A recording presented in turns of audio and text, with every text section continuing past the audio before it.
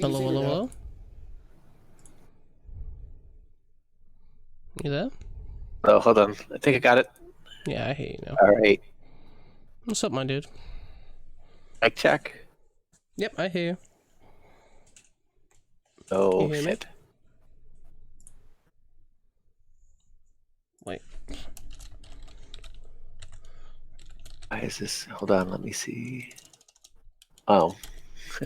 You there? Can you hear me now? Yeah, Or... maybe it did work. I had the site muted. So Ah, nice. okay. This is just a basic intro. I like philosophical streamers on Twitch, and so I just wanted to get the idea of where you stand and where you go at. I mean, we could talk about my side too. I have no problem with that. I just wanted to get an idea of, where we connect, where we clash, and maybe we can come up with some interesting talking points. Yeah, I'm fine with whatever. I mean, I don't read a whole lot. I should read a whole lot. I understand I should read a whole lot, but I align. My big field is I love epistemology. It's like my big thing. So like the core principle stuff is like stuff I jump on. You probably like categorize me as like people who like Kant, I guess. I don't know if you like Kant, but I agree with him the most on No. stuff. I do like. Yeah. Okay. I mean, Rem's a big Kant guy. Yeah, So so I got it's that shit off. So yeah. And yeah, I do like epistemology too. There's things I wanted to talk to about with Rem, but he's been busy with work and studies, and he thinks Yeah. Twitch gets a little toxic at times. Yeah. So he has a little bit of troubles with that, but to me it's an interesting study. Like we could, like, as far as Kant goes, we could start with like Critique of Reason, where he basically just assumes space and time and then goes from there. I would Which reject that he assumes it, but thought that yeah. was the first book. I mean, That was the first he does. book. That's the first thing he mentions. I don't think I would reject the characterization that he assumes that position. Hold on, let me see if I can get what I was saying first, because that's me. I guess that's how I understood it, and I didn't think that. Okay. You are correct, and that's the first thing he talks about. His characterization of the necessary conditions for experience would be space, time, and fair enough. Okay. Okay, right. Okay, so the idea being is that he's using those as the axioms, and without that we can't experience, and therefore you can't go from there. Okay, I get it. So he's not assuming it into existence. He's just using those as axioms, that without this we can't talk about anything else. Kind of. You think that's more? So instead of saying that it's okay, okay, so without saying, I don't think he would characterize them as axioms or anything like that. I don't think he would characterize it as like, without this you devolve into absurdity or anything like that. He kind of states it as a fact of matter. He kind of says that this is what happens, this is what experience is, almost, right? Okay. That's what I read that as. I don't know if that's the correct reading, but that's how I read that. Maybe this is just getting into semantics. I guess I see that as assuming it into existence. I mean, it's like, if you can't have this without this, then you have to assume this exists. Kind of. Anyway. Yeah. I don't think we disagree much on that. It's just a right. Yeah. Right. So I'm okay with that. To me, it was more of that, and again, this would be my critique of pure reason more than anything. Like, for instance, a lot of the things that, for instance, we'll go back with Rem, he likes to get into, is this whole idea that he doesn't believe in the idea that there's a middle. Let's see if I get the contradiction. No, it's not the contradiction principle. It's the that excluded middle. Things either have to, excluded middle. He doesn't believe that there's such thing as an excluded middle. Yeah.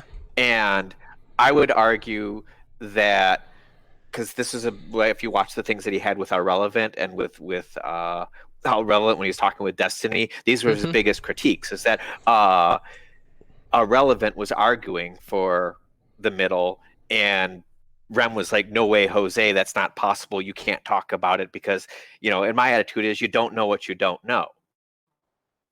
So yeah, right. I don't believe. I agree with Rem's position here, only because of the type of conversation that they're both having. The people, whoever he's having it with, Are Relevant, Destiny, all those people, is that when we're talking about specifically like the law of excluded middle, just says that a statement is either true or false. There is no third option. So it's either the ball is red or it isn't red. It can't be. There isn't a third option there. That's all that means. So when we're talking about knowledge, that's completely different. Okay, sure. But so let's talk about. Isn't this like? I thought the whole idea behind it was that the only way we can achieve knowledge is through reason, and reason is dependent on logic. Well, I would say reason is logic, but okay, sure. Well, okay, so where I was going to go with this is this whole idea that it's been mathematically proven that all logical systems are incomplete and inconsistent. Okay. Okay. Yeah. Sure. So if I can show you that you can have a mathematical statement that is neither true nor false, then how does that show that it's possible that the law of excluded middle doesn't exist? So you're saying that you can give me a demonstration in maths that says the excluded middle law is false? Correct. I don't think I'd necessarily disagree with that, but you'd have to understand what maths is as a field first, because it's not like a conventional philosophy field, maths, right? So okay, sure. The way, but if you're using that as, go on. I said, if you're using that as your whole idea behind reason, that's where I'm going with this. It's not. It's how does one claim that reason is absolute if it can be shown that it's incomplete? How can someone show that reason is absolute while it is incomplete? Because you don't have to be endowed with everything to know that there is knowledge, right? I wouldn't have to know every single piece of information about maths to know that maths is real, right? I would say that you would need to know that math would be true in the things that you are, or would show knowledge in the things that you can demonstrate, but that doesn't necessarily mean it can demonstrate everything. True, but I don't think there's an example where it doesn't demonstrate something. Okay, well, let's go. The basic idea behind it is this really a rather simple logical catchphrase, and the idea is trying to determine the truth statement of the statement of this statement is false. Or is it false? Yeah. Well, I would say that's an unanswerable question. Okay, so yet this can be shown to exist inside a logical construct, and yet, well, no, not being able. Yeah, I would reject that it can exist in a logical construct because it's unanswerable. That's not a problem with the system. That's a problem with the question. Oh, it's actually a problem with the system. It can be shown that the mathematical system can codify that exactly. This is Gödel's proof, if you're not familiar with it. Okay, so the idea is that the mathematical system itself, you can create a set of logic chain that will show that in the end that it will basically reiterate the idea that this statement is false. It's a self-referential statement, and this can happen in math all the time. Right. Yeah, but I think I gave a rebuttal to that earlier, right? But I mean, I guess what I'm getting at is, how does one determine if a statement, what was the term you used, is a good question or a bad question? No, that's probably not what you used. Unanswerable? It can be analyzed by, yeah, because, well, that's how you try to investigate the question, right? This is completely constructed with the analytical system. Well, then what's the logical answer? The answer is that it shows that the logical system is incomplete and inconsistent Well, then how because can you it answer shows. the question? Well, you can't. That's the whole point. Well, so is the question wrong or the answer It's wrong? incomplete. The idea is that the logic, our logical system, doesn't have the capability to determine the answer. How did you make that statement? By one.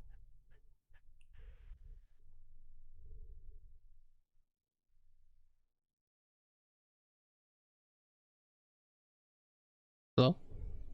I'm sorry. I'm just looking. I'm being Wikipedia Andy because I wanted to see if I could get a. Yeah, okay. So, what I'm picking up, it sounds like that you would say there is I don't even know the word for that, like a system of logic which shows that the law is wrong, right? It's more broader than that.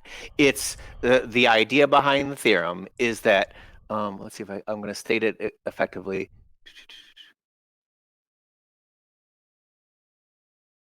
No consistent set of axioms whose theorems can be listed by an effective procedure is capable of proving all truths about the arithmetic of natural numbers. Okay, so that's the arithmetic part of Gödel's proof. For Right. any such consistent formal system, there will always be statements about natural numbers that are true, but that are unprovable within the system. Okay. So he's The trying second to use incomplete a basis of mathematics to try and prove logic incorrect. Second incomplete is an extension of the first. Shows the first system cannot demonstrate its own consistency. So you can't use logic to show how logic is consistent. I agree. It can't work. Okay. So doing that, how do you know that logic is consistent? Oh, because if you want to talk about philosophy, then that's what you've got to do. That's as simple as that. Okay. Right. But what I'm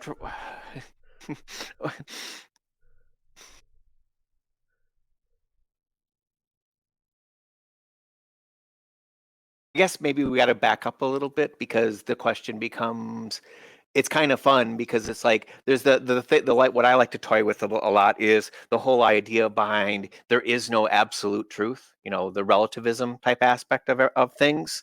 And again, I think that this maybe goes more towards, I think it has a lot of Google baked into it, is the whole concept that, quote unquote, if you believe that it's true, that there is no absolute truth, then that itself is absolute truth.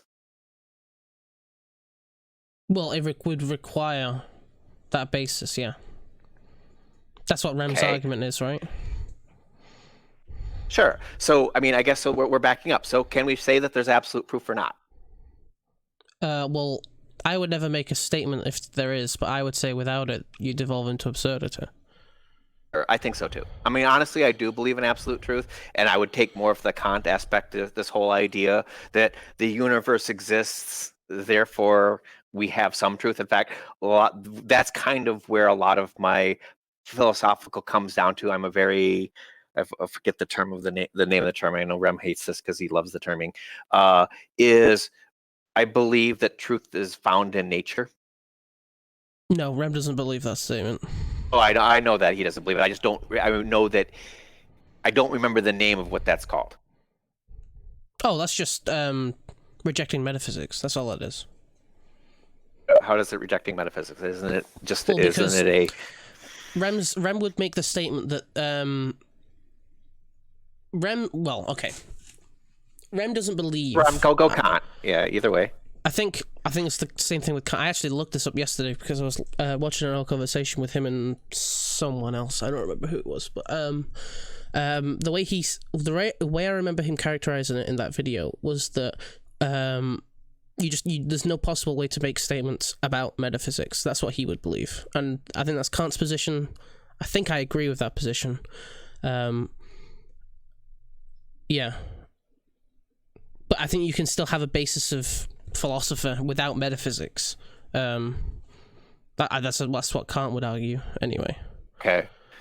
Okay. I was just, I guess maybe I'm misunderstanding the definition of metaphysics, because I just thought that that was, this is how you believe your philosophy to be structured. You know, these are the ideas on how your philosophy is born. So, I mean, I guess I was trying to figure out, how do you reject metaphysics? I would go as far as saying you can't go as far as saying that this metaphysics is correct and this one is incorrect. But I don't think that you deny it, if that makes sense. It's just a different form of it. Well, so metaphysics is just could that be accurate?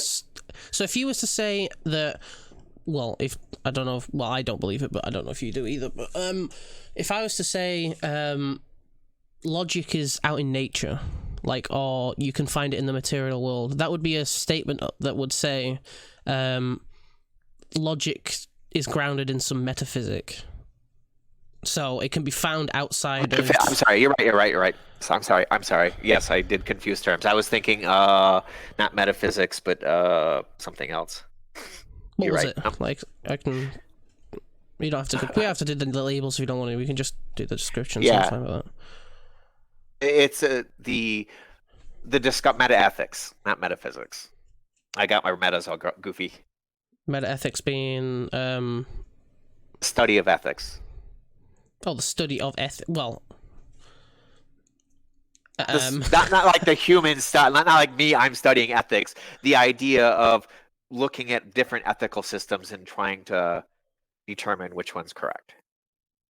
I don't believe that that's possible. That's normative ethics. Sure. If we're meta-ethics is the field that you would discuss whether ethics are even real or whether they're subjective or objective in right terms. Yes, I'm sorry. Like okay, yeah. Normative ethics, I thought that was making you should do something, you should not do something. That's how you decide. That's not saying how you make should statements. That's what normative ethics would be. Agreed. And I guess I was being more specific about, again, the meta-ethical part is, you know, what are you using to decide that? Yeah, kind of. Yeah. I'd agree with that. Okay.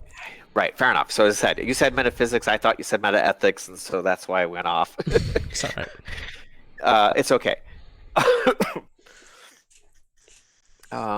So sure. Okay, so are you standing by like Descartes, I think, therefore I am? Is that why you're denying metaphysics? No, I would argue, I think... Wait. Oh, okay. Sorry, I'm lost in words. I'm reading something. I would completely reject Descartes' position on epistemology.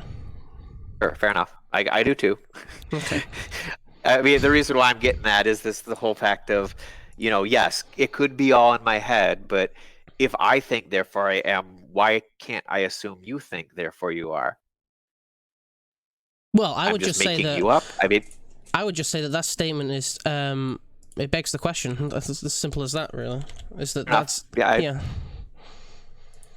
Yeah, no, I'm with you too. As I said, it's just an interesting point because people sit there and go along and bart about it. I'm just like, I know. To me, that reinforces my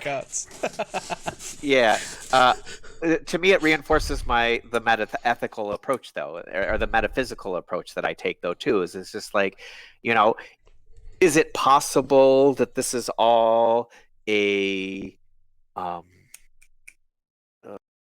simulation, or a quantum mechanic, you know, simulation where only the fact that because my eyes opened and I was born, the universe got created? I doubt it. It's like people can sit there and talk about that, but you can have a completely solipsistic view like that and still accept Kant's theory of epistemology. I don't doubt that either, because you're right, it deals more with it. I guess I was just more of the fact that I believe, and as I said, maybe, you know, people can talk about like the first mover issue, is that I believe other things measure in the universe. Like, for instance, like a star 100,000 light years away, you know, if that's interacting with gravity, I'm not measuring that. Another physical being is measuring that, right? So why does that have to be in my mind? Like, things exist in this universe I have no idea about. At least that's what I'm convinced of. And so those things exist and are measured and measure other things around it. So why is my measurement special? You want to call it that. But I don't want to go too far into the whole I mean, that's another Yeah. conversation I wouldn't mind getting. Like the free will argument, I'm actually very against. I believe in free will. I don't I believe don't that. think there's much we disagree with, actually. Okay, fair enough. Pretty Just much weird lining because up. there's a lot of people out there that don't believe in free will, and I'm just like, wow. I mean, I can understand their arguments because a lot of our science is very Newtonian in nature, and Newtonian science is deterministic. I would say But science is a lot of our deterministic, science yeah. all deterministic. Hmm? You broke up a little. Quantum. Oh, I'm sorry. Quantum. That science is not all deterministic. All the quantum theory today is completely non-deterministic. Okay, yeah, I have... Okay, so my rebuttal to that would only be that I would never place a scientific analysis of something over a philosophical one. Enough. I'm just trying to get at the idea that, this whole belief or love that we can measure and compute, and the world is a clock, and it's just just goes by ticking time, and it's been preset since the Big Bang. It's no. That's something I wholly reject because I don't think it jives. In fact, I mean, do you watch TheFuZiOnZz? He's a streamer on YouTube or on I've Twitch. heard that name, actually. He's a science teacher, an astronomy teacher, and he's actually been doing lots of courses on the evolution of the universe. And he starts with the Big Bang and goes about it and whatnot. And it's very interesting because it gets detailed down to not even faster than nanoseconds, tick by tick on exactly how things happened when the Big Bang happened and whatnot, and how things could have gone differently and why things are the way they are. And it's an amazing idea behind this, that they're all so convinced that this is exactly how it happened. Mm-hmm. When yet there's some fundamental things that they can't even answer. Like, for instance, this is something that I get stuck on. If matter and energy can be neither created nor destroyed, the assumption is that all matter and energy exist at the instant of the Big Bang. Well, that's the logical conclusion, right? Yeah. Yeah, I'd agree with that, yeah. I mean, it's possible that matter can be created and destroyed, and the reason why I say that is because this whole concept of dark matter, right? Mm-hmm. The idea is that matter, there was nothing, and then all of a sudden a quantum event happened, and it split off into matter and dark matter. But if then they come back together, they annihilate each other, and we're back to nothing. So you have a temporary creation of matter and antimatter, and therefore, that violates that principle. But again, that's getting into science that probably doesn't need to be get into. It's just more of I use it because it influences my epistemology a lot. As I said, I'm a believer. We say things are absolutely true. I think I can accept Kant that time and space exists. I think I can accept that matter exists. Right? I mean, I think that these could be absolute truths. Well, you wouldn't. You don't have to accept that position, right? It's not when Kant states those conditions. It's not whether you accept those or not. It's that they're there. It just happens. It's not. It's an a priori. That's what he would say. It's sure not dependent on whether you believe it or not. Yeah. But right. But that's the whole issue, and the trouble with a lot of these discussions is that you do have to start with something a priori, but a priori is assumed, by definition. So, one would argue, oh no, matter isn't finite. And I'm not saying that I would believe necessarily that matter is finite, but one could reject the principle that time exists, that the universe exists, that matter exists, right? I mean, I'm not saying Well, that I would love to know how, because no one makes an argument for it, so you wouldn't be able to battle with an idea like that, like you would with like determinism, right? Because no one, Kant's not putting an argument forward for time and space being a priori. There's nothing to battle with, almost. There's nothing to argue against. You're saying that because it's just observation? Well, it's a priori. It's like, it's kind of like the why Kant rejects metaphysics, right? Is that it's not, you can't really talk about it like that, like you would another field of philosophy like metaethics. You can't talk metaphysics like you would metaethics because of what it tries to claim. And the argument that he poses at the start of the critique isn't an argument. It would just be it's very it's very in depth. The conversation of like meta epistemology is very, very hard. If you go through, like, have you ever watched the Rem Ask Yourself debates? Actually, I haven't. I didn't know that existed. There are two of them. There's one from like a year ago, and then there's one from recently. Okay. They're very interesting conversations. That's where I watched those both when I was against Rem and for Rem, and it was very interesting to reflect on how my philosophy had changed. Basically, is that when I was an anti-realist, and when, I guess, Ask Yourself at the time was an well, he still is, I think, but when you talk from an anti-realist position that Kant's arguing against, you're the forefront of what your philosophy is, and that's the main problem with arguing. We're talking about what Kant talks about to an anti-realist. It's because they have the start of their investigations incorrect in the first place.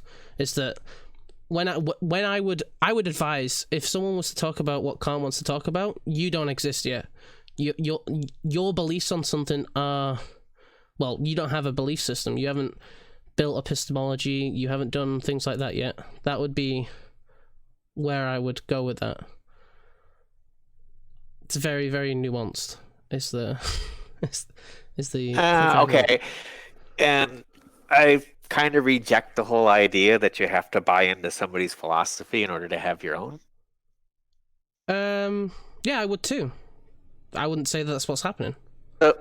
Okay, sure. So we can talk about nuance, and we can both agree that that nuance exists, but that doesn't. In other words, I think what the argument here is that my epistemology isn't flushed out completely. And okay, sure. Possibly. I don't think mine is exist. either. Okay, but to argue it doesn't exist, that seems a little... No. We're not arguing that your epistemology... Well, okay.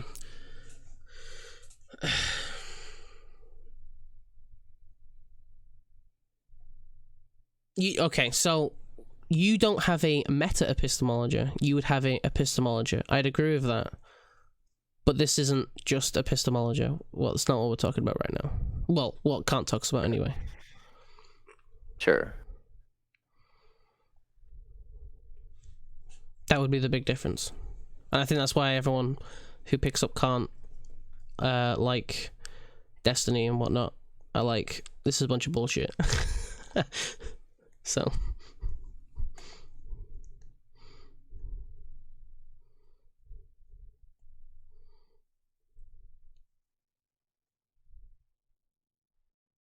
You there? Yeah, I'm sorry. I was just reading the Rem. Sorry. Yeah. It's Rem had epic takedown of Ask Yourself's entire argument in under 2 minutes. So I was like trying to get a frame for what we were talking about. That was the pre-clip of their first conversation. So that was the reason why that conversation happened. And it's okay, fair enough. It's a it's childish, I'll be honest. Okay. Yeah. Okay, I said I was just trying to get a framework for where you're going with this, that's all.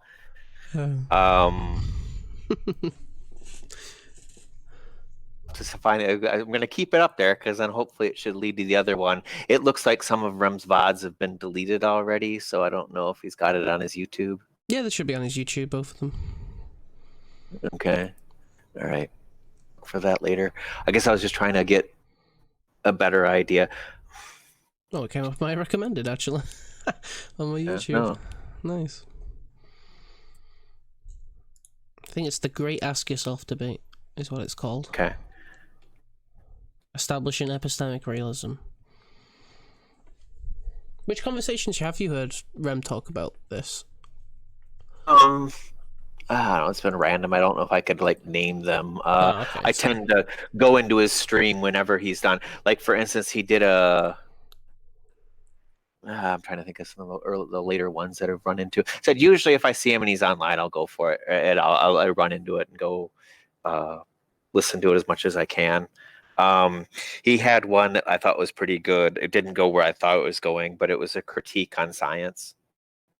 Yes, that was a critique on science itself, or like scientific realism. Yeah, that's the whole point. It's a critique. I think it potentially might have. I think it was a critique on scientific realism to be most accurate. I thought he was actually going to critique the way science is produced today, because I think that's that's what a scientific big topic. Realism. That's what philosophy of science does, and that's what that realism conversation is. So yeah. Well, no, I guess the reason why I'm saying that is that.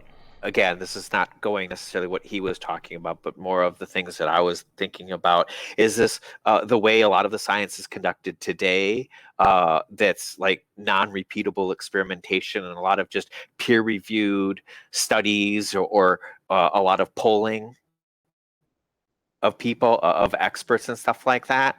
And it's like, that's not science, right? I mean, there's no theory, there's no test, there's no evidence, there's no scientific method in any of it, and yet this is what's modern science. Yet this is modern science in many ways. It's like, in fact, like that happened in the debate today, which I was getting a little frustrated. Oh, there's been a dozen studies that say blah blah blah blah blah blah blah, and then you actually read those studies, they don't say anything what the people were claiming. Yeah, I read through the one that Rice Monkey was talking about, and you read through it, and there's a quote near the end that says something along the line. It basically didn't agree with apparently what he was saying. It was quite funny. Yeah. Well, like some of them are just like, oh, there's a consensus that all the scientists agree upon this, and I'm just like, no, they did a survey of like 20 people, and only half of them even agreed. And I'm just like, how are you using this as your argumentation? That was my link that I sent. That was totally garbage. Wait, no, right? It's total garbage science. Wait, what do you mean? How's that total garbage science? Because it was a survey of economists. You telling me that? We were talking about the economic impacts of immigration. Yeah, that's what we were talking about. What that study was that okay? Let's go ask 20 economists what they think about it. I didn't say it was a study. That website and just 50% of them agree with the premise. Yeah. It's not consensus. Oh yeah, we had this. I guess we had this discussion. That's 2% disagreed. 50% is not consensus. No, it wasn't 2%. It was a majority disagreeing. I think 30% didn't even. Then what's worse is that if you weight it on their bias or how good they feel about the question, then it's even worse. And I was like, come on, really? That's not methodology. I mean, IGM linked a lot for what the economic opinion on certain topics are. They do polls they do surveys every a few days for different topics. And opinion is not science. You see No, my but point we here? were, no, Show but me, we were. show me He the was saying, repeatability of this. I forget the guy's name, but the guy was talking about that this is not a debated topic among economists. So I said, well, no, that's not Totally true. debated. Half of them disagree. Well, that's not true. 9% disagreed. Totally true. That's 50. no. Okay, Go back. Bring it all I up. pulled the link. Strongly agree 2%. Agree 50%. Uncertain 28%. Disagree 9%. Strongly disagree 0%. No opinions Okay. are 0%. So Have the that was link. an overwhelming yes. That if the average Got it. US It's a citizen would be 50% better yes. off. It's a 30% I don't know, and it's a 9% no, or something like that. Bring up the link again. I know that doesn't I've add got to it. 100. It's on the I'll put it on screen now. There you go. Yeah. It's on my stream. You don't Okay. reason with intellects, you shoot them, Kermit the Frog.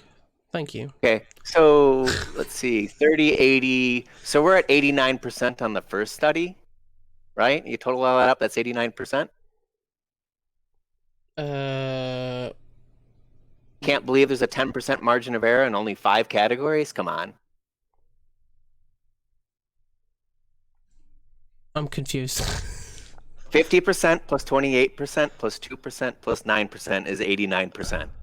Look at the first graph. Yeah. Okay, that's 89% out of 100. Is there a no response that was 11%? I mean, you can go through each individual person's result.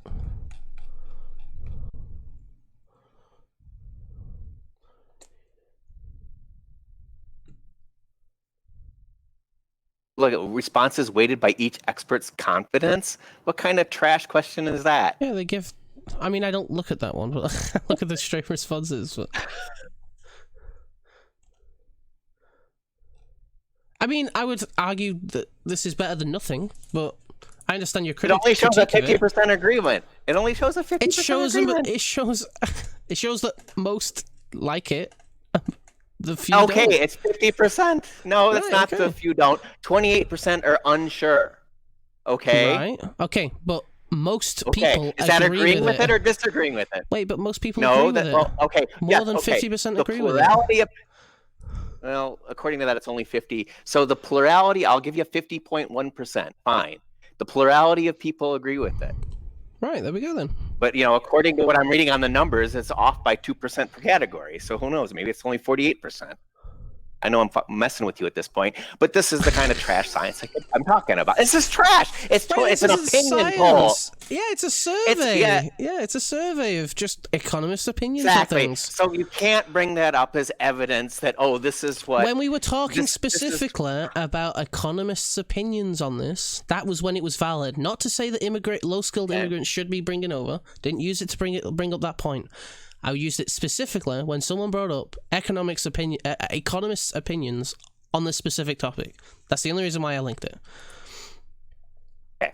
And how I see that is that the own study says that about half the people agree with it. The other half are uncertain or don't agree with it. My full Is argument that would have accurate? been... Is that accurate? Say that again, sorry. People agree with it, but the other half either don't know or disagree. Yeah, of course I agree. That's what the numbers say. Okay. So I don't see that as strong evidence for saying that there's an economic consensus. Okay, maybe not consensus, but plurality. Okay. But when you got the other half of the community that doesn't know or says it's wrong, I mean, that's kind of hard to say that one side's winning. Well, don't know is not really a... Oh, okay, so the other that's not a studies... useful point, right? To say I don't know. Unless it was majority say I don't know. I guess. Okay. That's the only time I don't know in this case is even useful. Right? Sure. So what's the claim, though? Specifically,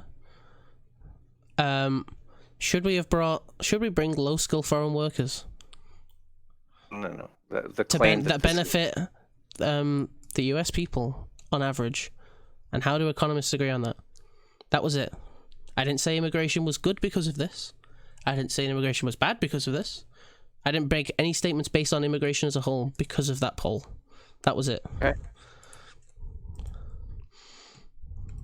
I have other points to point to if to say immigration's good or bad. Yeah, I mean, oh. Is this a paper? Or is this something that you found? This is something someone typed Oh, up. this is a paper you've made? Okay. I think my go-to point would be that there's a sighting on this as an anti-immigration economist that says it has a net wash on fiscal budgets. But Joris, we were talking about that more, and I was trying to peg him on that study too. Okay, Yeah. so here's the issue with most, if not all, of the actual data, the physical data that people have studied, like the Majora study and some of the other ones. They all only account for a 1 to 7% increase in the labor force with immigration. Okay, that is a far cry from open immigration. So show me the study that will show me a 50% increase in labor force, 100% income in labor force. Because when people talk about open immigration, those are the numbers people are saying that would increase by.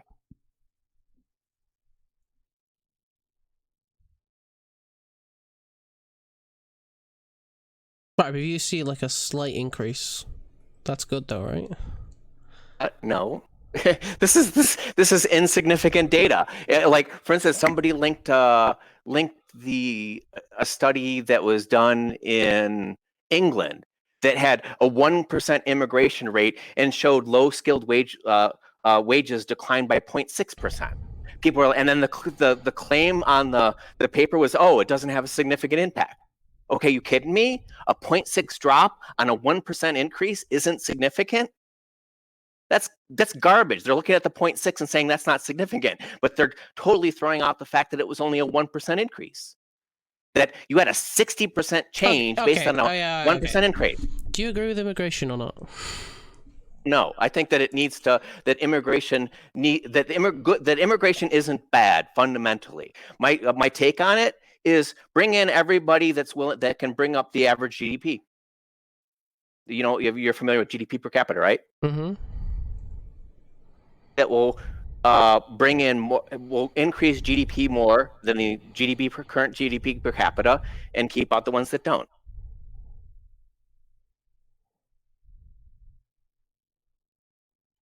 Why do we have to vet? Why can't we just have open borders? Because open borders leads to disease and war. Want to go history on this one, or we want to just talk about today? I'm not really bothered about the history of it because I understand that there might be stigmas against immigration. We're not It has nothing to do with stigma. It has everything to do with conquering land that's happened throughout human history. And if you want to ignore that, fine, but I think that's a lousy position. Right, but if we're talking about, is immigration good to an economy? So specifically, if 200,000 people came across our border armed with machine guns, you'd be fine with that. Right, but this doesn't happen in the 21st century.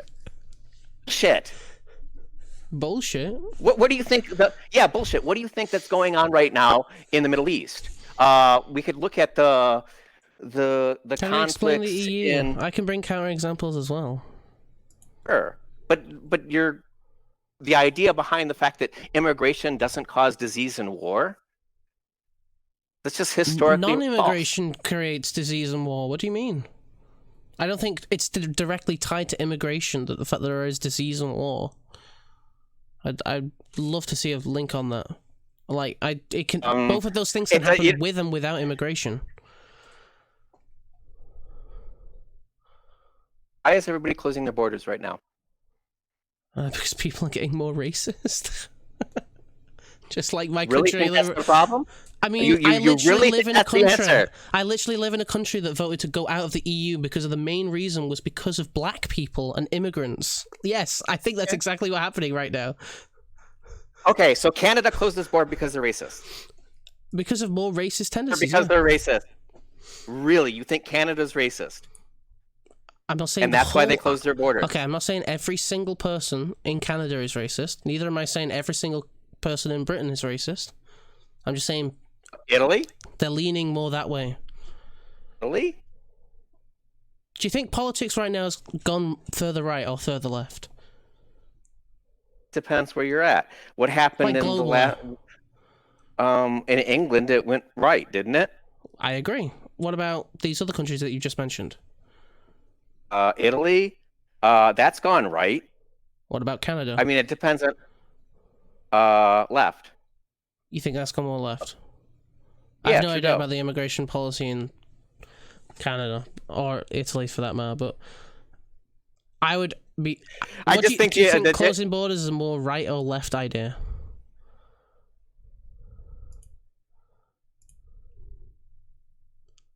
I didn't hear if you said anything. well, I didn't say anything yet Oh, okay, because sorry. the right and the left is rough on me because it's historically it has a historical context. So What? we can go to that political definitions, right? The right and the left changes. The Overton window, Yeah, I'm talking about right now. right? Okay. Right now it's actually a unilateral decision. If you're talking about today, this day in March, it's a unilateral decision across all nations. What question did I just ask? If immigration is a right or left policy. Yeah, like open borders specifically. Sorry. Or open borders, yes. You think that has? Okay, so it's unilaterally against. No, that's not what I asked. That's not the question I asked. I asked who's more or less likely to do open borders. In today's day and age, right now, as of Yeah. today, Yep. neither party.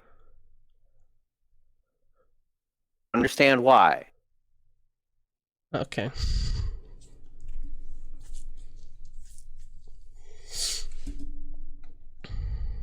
Yeah, you're shaking your head on this, but you haven't come up with anything that disproves this claim. Okay. Show me a country that's not Go on. closing their border. Who's not closing their border? Who's? Why does that matter? Because you asked today.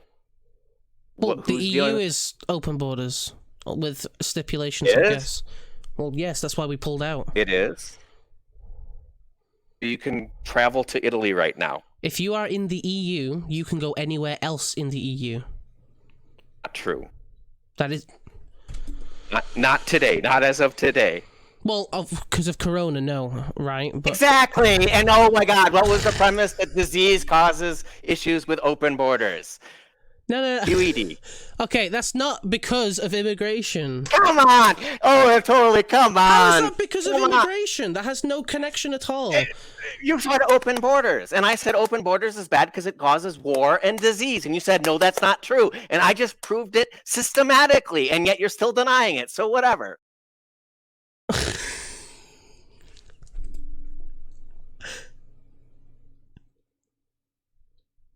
I'm actually Now, blown laugh all away. you want, I'm actually Yeah, blown away. and show me where I went wrong on any of that, because you can't. Because you can have war and disease without immigration and with immigration. So that isn't a point against or that for does- that. So it's null, it's void, it's absolutely irrelevant. I don't know We why you having keep bringing this up. Because you're talking about closing borders. Is there any immigration happening now? Okay. Because Corona exists, that makes immigration bad. Is that what you're saying? Exactly. Yes. So before Corona happened, it was absolutely fine. Not always fine. And we've never had mass breakouts before that Since have not had... 1918, and guess what? 1918, they did the exact same thing.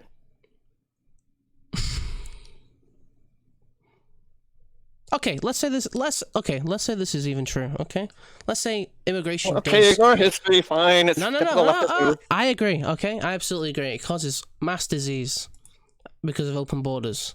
Do you think we could have open borders and no disease? No. No. Well, you're just factually incorrect. It's as simple Hey, as that. open borders and no disease. Yeah. Wait. We can create medicine. We can be vaccinated. But is it sure? Okay, yeah. And you're saying that means no disease, no heart disease, no lung disease. No, not none, but reduced. Okay, sure. But that's not none. Well, then I should declare my Question you house as a asked. state and then never go out of it because open borders is best. Because It It's reduces. exactly the recommendation. That's exactly the recommendation that's happening across the world at this point. You realize that, right? Yes, I think it's massively blown over. It's not even compared to any of the other things that have been happening in the last 20 years, disease-wise. I don't know why we're taking such an extreme stance against it right now, but Okay, no, I'm with you. I think it's overblown hype too. But I'm just sitting there saying the factual part is that allowing migration of people increases the amount of war and disease that happens in the world. And this is historically true. okay. Well, I think airplanes are the actual reason. Okay, fine. Then you'd have to find historical evidence for that. Well, the fact that it traveled to other At countries least mine has evidence. over plane. How did it get out of China? How did it get out of Italy? See? It's planes, dude. Exactly. It's planes. There you go. Planes are bad because of Corona. This is such a stupid argument. No, you're right. You're right. Well, I'm not right. Oh my god, no, I'm not correct. That's not a good argument. Just because it might be involved with the scenario doesn't make it a core factor of why the problem exists.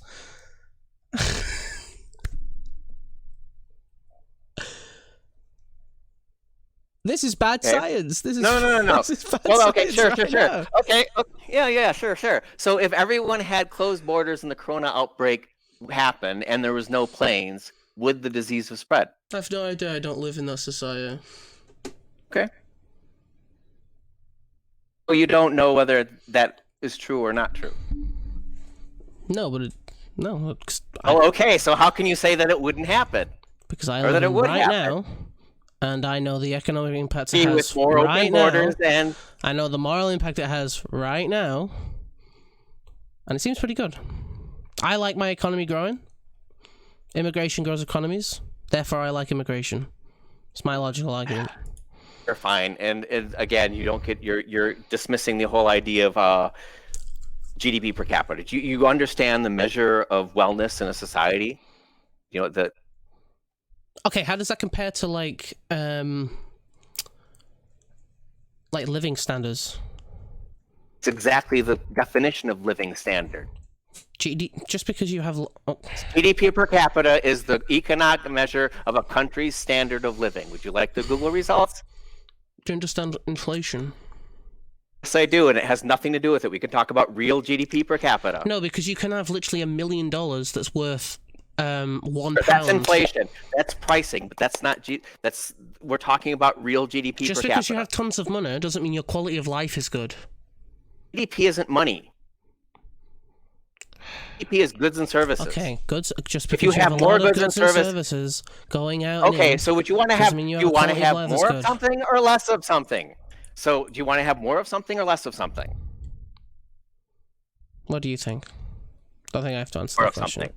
Okay. Exactly. And so your statement's ridiculous to say not having more of stuff is bad or it doesn't increase No, your standard because of if living. I have more.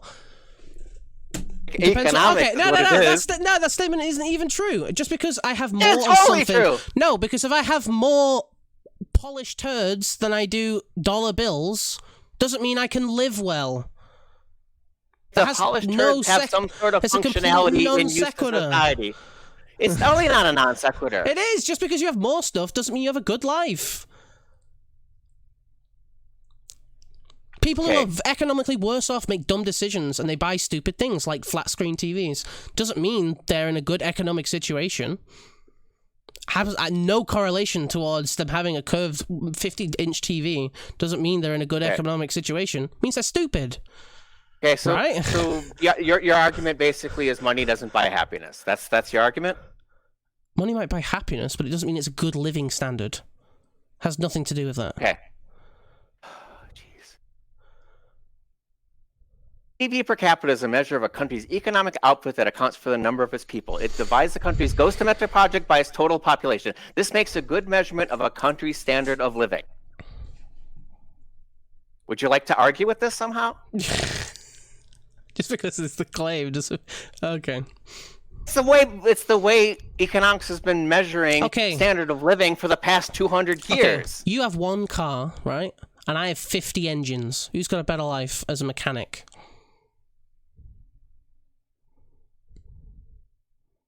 The engine guy. Okay. No, show me how it's not true. Show me Because how it's not true. Because I can do a lot more with a car than I can with 50 engines. Bullshit. I can drive the car. I can't drive an engine. What do you mean? Okay, fine. Okay, sure. Yeah, you want to listen, or do you want to be educated at this point? You can sell those 50 engines and buy 5 cars.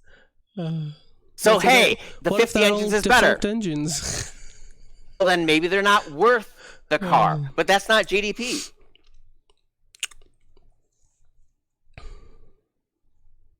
Again, not knowing economics, it seems. It's true. Economists agree that immigration is like a good thing. I don't know why we even. Economists agree that low immigration is good. Show me one study that goes over 7%. 7% what? 7% immigration. 7% people added to the workforce through immigration. How about the illegal immigration? Still show me over 7%. How about illegal immigration contributes to Social Security in the US? Fine. By a lot. Show me over 7%. I don't know why that number is even relevant, but okay. Because you're advocating for open borders. Would you like me to bring up the sourcing that shows that open borders would bring an immigration of about 700 million people to the United States? It doesn't happen. You want me to bring that source? People just don't all mass move like that. The EU hasn't done that. That's the defense? The EU haven't done this. People don't move when it's open borders like that. People just don't like hop up and move somewhere else all in a mass run all in one day. It just doesn't happen. There's no historical evidence for that. Okay, 700. No, hell no. That's complete bullshit. Then explain the EU. The EU is a massive example of why you're incorrect. Go debate the EU. Don't have this conversation with me. But Jesus Christ. People don't. It's first day that open borders policy is implemented. People just don't just get up and go. It's not. People have lives elsewhere. You know. Jesus Christ. Okay, unless they're in a really if 700 million immigrate over 20 years. I mean, as long as it's not in one day. Jesus Christ. We're tripling our economy in 20 years. Do you want to know what growth rate that is? Do you think that's above or below 7%? Is it above nil? 200% increase over 20 years. Is that above or below? Wait, actually, answer this question. Does having immigrants increase it by more than nothing? What? Sorry, you cut out. I didn't hear what you just said. It's having immigrants increase what? By economies. By something. In countries. Increases GDP, but I'm arguing that measure is insufficient.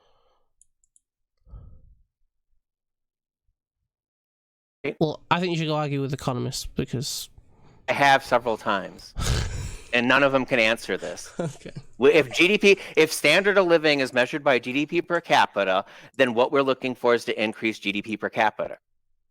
Correct? So increasing GDP, if you add, GDP per capita is 50% not the only more people, standard of living rating, right? It's the one the economists care about. And we're polling economists at this point, right? Yeah, and they apparently disagree with you, so I don't know what to say. Oh, they say it increases GDP. That's the only claim they make. Well, no, I'm saying the point overall, not that specific point. Say it increases GDP. That's what they call good for the economy, an increase in GDP. It's not a recession. Okay? It's different. That magnitude isn't the issue here. The absolute increase in GDP doesn't mean if you increase your GDP by 10% and you've doubled the number of people in your country, you're claiming that's a net good. No, but I don't think that happens. Oh, none of the studies are showing that that's not what happened. That's. As I said, all they've been able to show is a 1 to 7% increase in the labor force has an impact in low-wage workers. That's what they all agree with. They also all agree that because you're bringing in more people and they're producing things, that your GDP necessarily goes up just by definition. The whole idea behind good or bad, That's normative. Really? I didn't know that.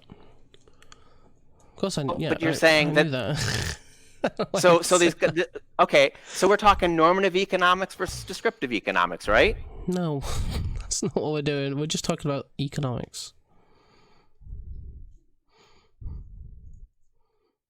Oh, I just described the descriptive economics. That yes, bringing in people will increase GDP, just by nature of the fact that they're increasing the output of the work. Now, if an economist says all GDP increase is good because that's not a recession, then his normative claim is that immigration is good. But yet, the counterexample of double the people, 10 to 15% growth, I'd be willing to bet most economists would claim that that's not good. Okay, so if I say, so you would disagree that it's a good reason to have open borders because it would bring everyone else's standards down if a lot of them came over, right? That's exactly it. I would agree with that, but that doesn't happen. That's why the argument ends. It does happen. Right. Well, the EU no, is a it good doesn't example end that it there. doesn't. Simple as that. How is it a good example that it doesn't? Because the EU has these open border policies from each other without corona, and these people just don't sift to the best places like all at once. There's no immigration, is what you're telling me. Well, people So move, but not en masse. Okay, so so the whole idea that the EU is completely open borders, and because of that, this one area, the Europe, since people aren't just mass migrating out of no reason, that hey, everything's fine with open borders. It's okay. Your problem with it doesn't exist. Okay, I agree that would be a problem if that happened, but it doesn't. So I don't have a problem with it. Okay. No. Well, let's have a counterexample. Would you agree to an open border between Israel and Palestine? That's a way more multifaceted issue Shit, than dude, just the EU. yeah, exactly. And that's the whole problem. Wait, is that the world's a multifaceted issue. Do you see a difference between Israel and Palestine and the EU? Do you think they're exactly the same types of situations? Well, they're not. But well, that's the whole point. Why did you bring them up? Like, what because your claim is that all open borders are good, right? On average. And yet, the conditions for open borders in EU are different than the conditions of open borders for the rest of the world. So what works in EU doesn't work for the rest of the world. If we have a normal situation, like not having corona right now, as you brought up as an example. It's not about corona. I absolutely agree. But if you didn't have political conflict like they do, just like there's none in the EU right now, not to the scale of what Israel and Palestine is, seems like open borders seems like a good policy to have. And now the only place with political conflict. Okay. Open borders between Iran and Afghanistan. Open borders between Hong Kong. Do you think they don't have political battles between them like the EU does? Like, who do you think's got more political battles right now? I'm sure they do. Everybody has political battles. It's the function of political battles is like n squared. It's the same. Okay. If you have 3 countries, they necessarily have 3 times the amount more political battles than 2 countries. No. Understand the math on that? No, because it's not that direct. Like, you can have more extreme cases and less extreme cases. Like, Israel and Palestine's relations will not be the same type of situation as Germany and France. That's not the question you asked me. You asked me if there's more or less. Between 2 countries, yes, that's what I'm talking about. Like Hong Kong and China. Like the examples you just brought up were one country and another country. That's what I was talking about. Sure. I was addressing the point you brought up. So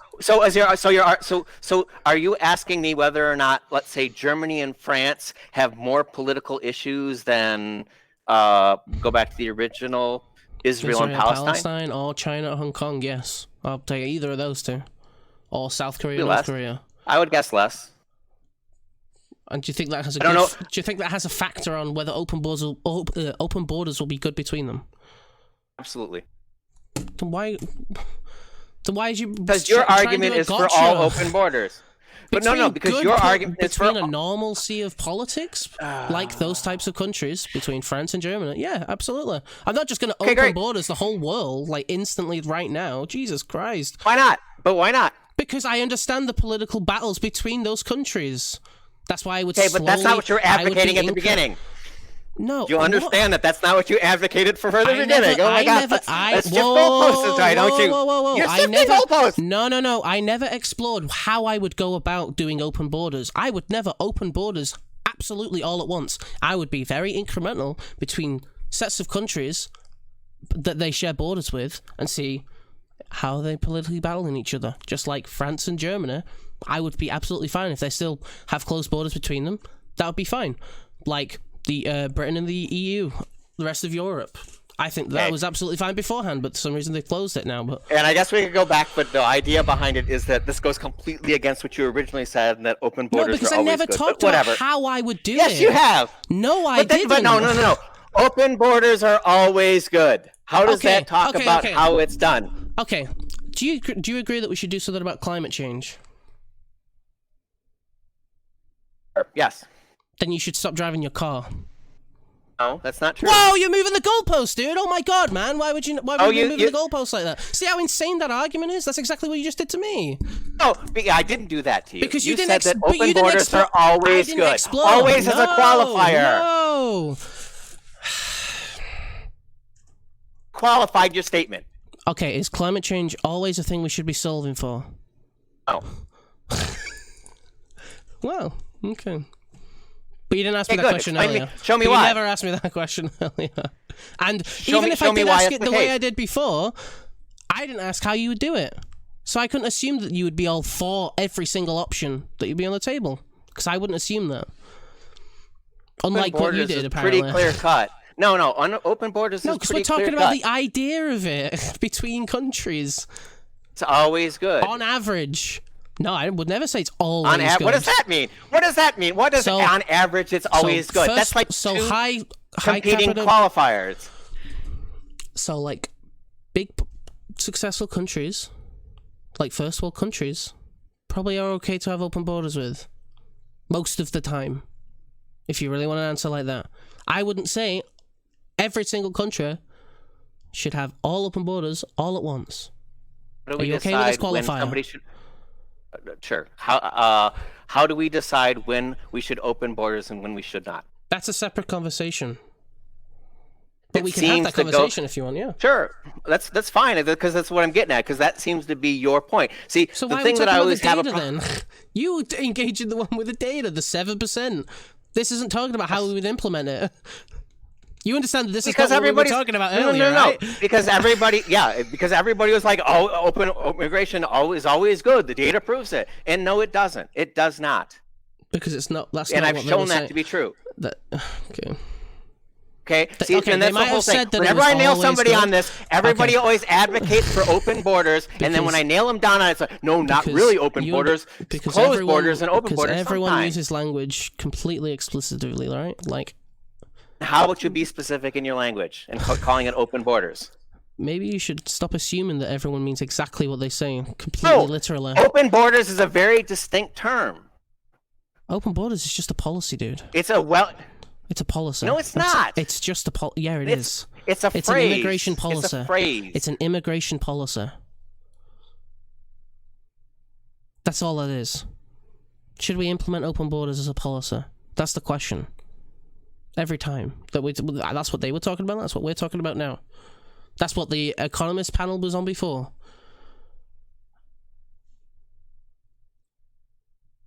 What does open borders mean to you? It's always the question I start with. It's a policy. Because it's an economic. It's what policy? Immigration policy. What policy? What does the policy? Okay, what does the policy state? What does it mean to have open borders? What does that policy state? Exactly what you think it does. I'm going to say exactly what you think it does. And when I nail you down on that policy is bunk, you sat there and went off on me. Whoa, no. And yet I proved that it was true. Because you didn't prove that policy was bunk. Because you said... It is. No, because... I even proved that you are against open borders. No, I'm not against open borders because we agreed earlier yes, that you France... are. No, against France and Germany... are very good at having open borders. Oh, but if they don't have good political relationships, then it shouldn't be open borders. So, hey, we should all have open borders. Bullshit! That's your policy! Bullshit, dude. Oh my god. You're the one being disingenuous here. You're sitting there talking about open borders is exactly what I said. When I nail it down that even you don't agree with that, you sit there and go off and say, oh no, that's not the way it is. Come on. If we...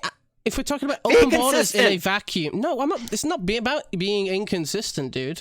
You have to. It's about being consistent, because I'm sitting there trying to get you. You're dogging around the definitions. You're No, I'm not having a dealing with the policy data. conversation with you, and you seem to be trying to bring Sure. up gotchas like, hey, Israel and Palestine should have open borders. That means open borders is bad. And? That means open borders between Israel and Palestine is bad. Doesn't mean open borders as a policy across the whole world is bad. But most definitely does. Does No, it it mean that open doesn't. borders? By definition, doesn't, because I can bring up examples of where open immigration No, is it by fine. definition does. If it's bad for two countries, Oh my then it's fucking by God. definition bad for all countries in that world. That's how logic works, huh? That's not how logic works. If it's bad between Israel It and does. Palestine, You made a for all. You made a for all statement. You made a for all statement, and I showed a counterexample. Bullshit. No, You're I didn't. caught. I asked you that earlier. I didn't. I say a for all statement. Specifically, we were talking about immigration in the US. That wasn't talking about countries everywhere in the world. So no, that was by definition not what we were talking about. So, like your example earlier, open borders between Israel and Palestine might be bad, but that doesn't make open immigration bad. That makes open immigration Yeah, I'm between losing my Israel mind, and Crafty. Palestine bad. Logically, Wait, I you're can't just say losing it's his mind? all good or all bad. What? I You're was losing Crafty your was saying mind. that You're you- screaming. I'm not dude. losing my mind. That's fine. I get heated. That's fine. I'm okay. Trust me. If honestly, I'm actually happy right now, if you want to call it that. So don't worry about the heated or the elevate. This is why I don't live stream, because it'll definitely won't play well on a freaking panel. But I have no trouble You should getting this definitely get on heated. Freems' panel, so I'm not gonna lie. Anyway, Fair enough. so rather than keeping on straw manning each other, right? Let's clarify Yeah, sure. both our positions. Okay, what's your position? Sure. Is that limited immigration is the proper policy? And what I mean by limited immigration is that I want to see immigration amongst those people who can be shown that they will have a net benefit to the economy So if at a per capita Okay. GDP basis, not okay, just a So- straight GDP. like our example earlier, do you think open immigration between France and Germany is okay? Well, yes, limited rights I is agree. fine. Okay, It- I will now clarify my position for you. I think open immigration works if it is politically viable and politically responsible between two countries. So not between you know what, Israel and and we- Palestine. I definitely agree with that. Sure. But countries like France and Germany, I think it is okay. Now, I Okay, would never and- say, and I would now clarify, that open immigration on the full planet right now would probably be very bad. I'd absolutely agree with that. But it doesn't make open immigration bad. That just makes open immigration on a global scale bad. Because there are examples of a good open immigration. Okay. Do we agree? Okay, good. We can get to the yes, and the thing that I'll nail you on is that I think your qualifier here was politically. What was the political part of it between having open Viable borders? and responsible. Okay, fine. I can agree with that, but I think we're going to argue over those two definitions. Well, I don't think it's politically responsible to open borders between Israel and Palestine. I'm with you on that one. Right, there we go. That's it. Okay. I don't think it's we politically disagree. responsible to open borders for people who won't add to the standard of living of the nation.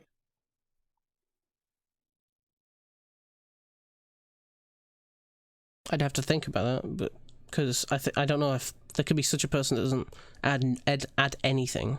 Oh, they can be well, they can be negative, I guess. Yeah, okay.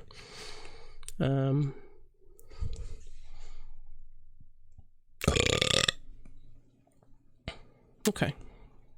I don't think we disagree on much. I think. No, we I did. We just- disagree pretty significantly on how much economic policy we'd want. Like again, I don't want the free movement of labor. I don't want somebody from any country to be able to just enter the United States, take a job, and then leave it when they decide they don't want it anymore. That Wait, so you I think that I think I'm- contracts. If you did contracts, like you have to. perfectly fine with H-1B1 visas, work contracts, and all that stuff. I'm all for that. You see where I'm going with this? But to have don't somebody disagree with just, this, yeah. I don't like my country, I'm going to come across the border and I hope I'm going to find something better. That's where I think that's being irresponsible. Okay. Wait, say the last bit again. person who says, I don't like my country, I'm just going to migrate over the border and hope I find something better. I think Well, that's politically irresponsible. Do you disagree with like refugee status? Oh, that's fine. Well, that's kind of what That's they're doing, that's right? by invite. Oh, okay. No, that's by invite. Right? About So if detainment camps, right? If I propose, So, if we propose like an idea of like making the process easier, you'd be probably okay with that, right?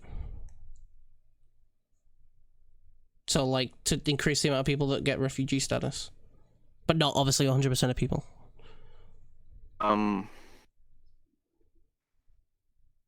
Increase the amount of people that can get refugee status. Yes, there's definite ways that we can go about and streamline our immigration process, and I'm all for that. Okay, I don't think we do disagree on much. Okay, well, as I said, to me the whole part is walk across the border at will, walk back at will. I think that I don't agree with. I think your assumption that when everyone says open borders, that means everyone should have no borders at all everywhere. I think that's probably where the mishap is, and I think that's why you said earlier that most people get like nailed to the wall on it. It's because I don't think people mean it when they say open borders. That because I definitely didn't, and that's why I clarified. But there you go. Okay. Well, it just said seems like you guys are hammering the guy pretty hard on what seems to. I mean, said I don't know. Oh, I was quiet. I didn't do anything. But I'm sorry, you're right. I'm with you. I'm sorry. I didn't mean to. Didn't mean to do that. It's just I was thinking about that. That happens a lot in frames, which I don't. Again, I kind of would live for that. I don't know how well it would play on stream. I don't mind dog piles. I definitely. I don't mind dog piles at all because honestly, the reality is that. Again, challenging people on specifics is where I think things go wrong. Every one of the studies that was brought up in chat did not prove the point that people were bringing up. I mean, you can claim yours did, but again, I still don't agree that. As I said, as clarifying, it didn't prove immigration was right or wrong. Just that specific, minuscule point. That was it. Okay, I said it.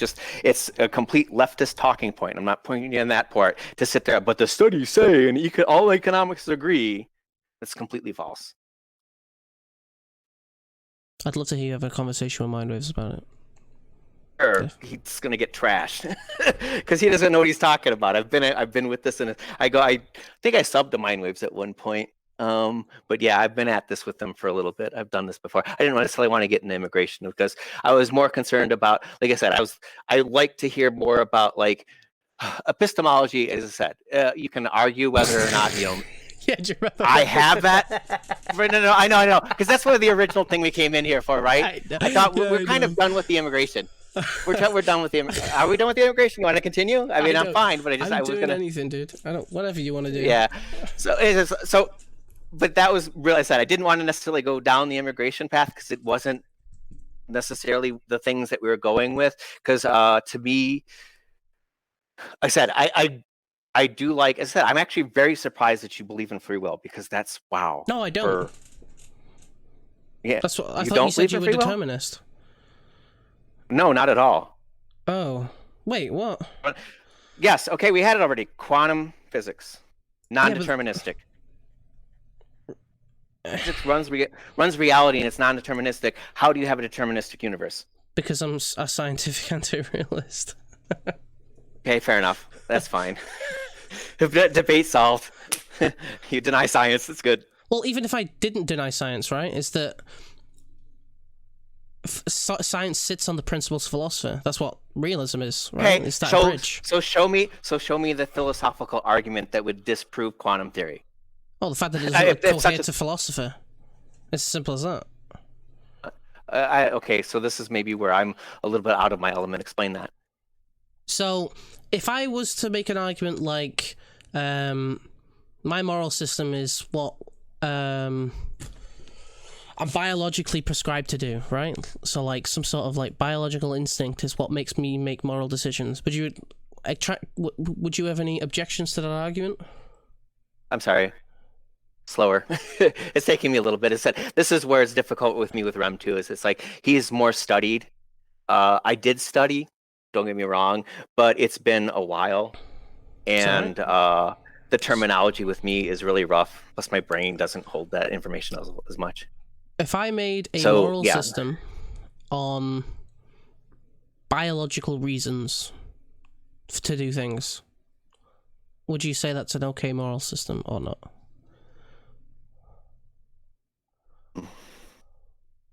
The reason why I'm hesitating is because the knee-jerk answer is no. But the getting at the core of maybe my philosophy on it is that it all is. And you're saying biological, maybe I wouldn't necessarily go that way. Physical, I think, is more appropriate, i.e., I tend to be more consequentialist in that aspect.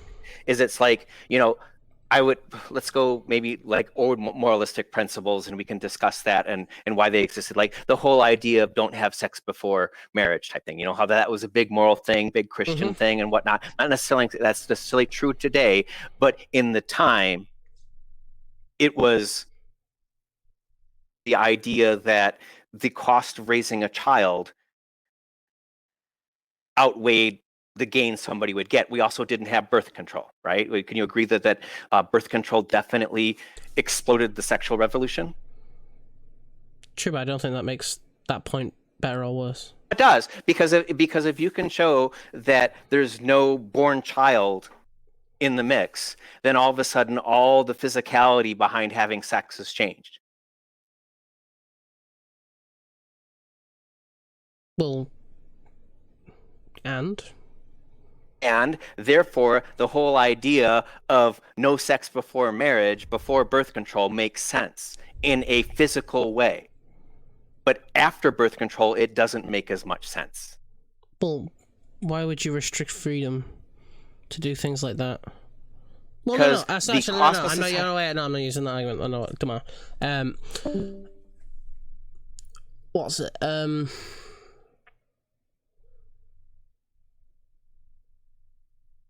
Okay. I'll cut to the chase. How is there a moral difference between doing something depending on a technological advancement? Because it results in the outcome, right? The moral choice is how that choice will affect the future. And so if the technology changes the way it affects the future, then obviously it has an impact. Right, but it doesn't. We're talking about the moral decision to But that's the whole point behind. Again, this is get down to my morality of it. My morality is that people do things that are good for things that they want in the future to make sure that it happens well for them and society. We could talk about where that line is or whatnot. People shouldn't do things if it causes a bad result. Okay, so physicality has everything to do with it.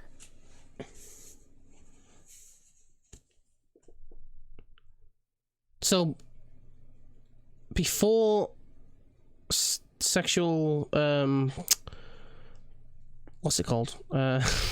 Before, I forgot the word, contraception and things like that existed, you think sex before marriage was bad? It could have more bad consequences than good consequences, yes. Wait, but you would then... Okay. As a whole, having all the sex you wanted before marriage without contraception leads to more harm than good. Correct? Right, but that's not how you make moral decisions. Why not? Because you don't make statements of probabilities like absolute statements like that. You're talking about the future, right? Yes. Okay, so how do you make statements about the future without using probability? I said, okay, you're a determinist, right? You know that exactly everything's going to happen. If X happens, then Y, then Z. If I want the phone in my hand to make a noise when I hit the table, I'm going to have to let it go. That's 100%. No, it's not 100%.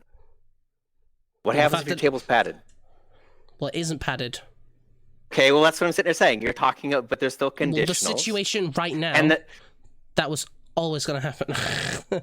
Oh no, that's not true. That's not true. Well, the Okay, fact that it what did happens? is evidence that I'm No, right.